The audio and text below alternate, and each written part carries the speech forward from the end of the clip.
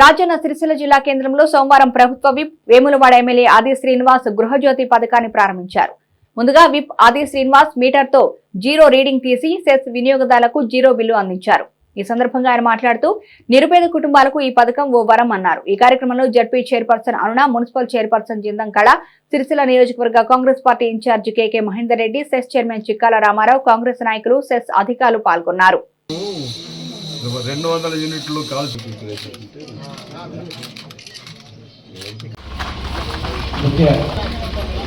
ఆత్మీయంగా 1969లో సందర్భంగా ఆత్మీయంగా సాయి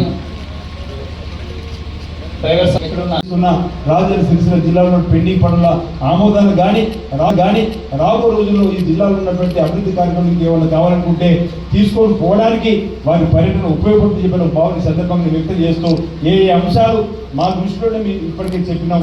ఇంకా ఇక్కడ ఉన్నటువంటి సిరిసిల్ల పట్టణ ప్రభుత్వం విద్య జిల్లా కేంద్రంలో మనకోవడం రేవంత్ రెడ్డి గారు ఆలోచించే క్రమంలో మరి ఏదైతే జరిగిందో ఈ సందర్భంగా సిరిసిల్ల జిల్లా అవసరాలకు సంబంధించినటువంటి శుభాకాంక్షలు నుంచి కాల్చుకుని ఇల్లు కట్టడం అవసరం తెలియజేస్తూ రాబో ఇంకా మెరుగైనటువంటి కార్యక్రమాలు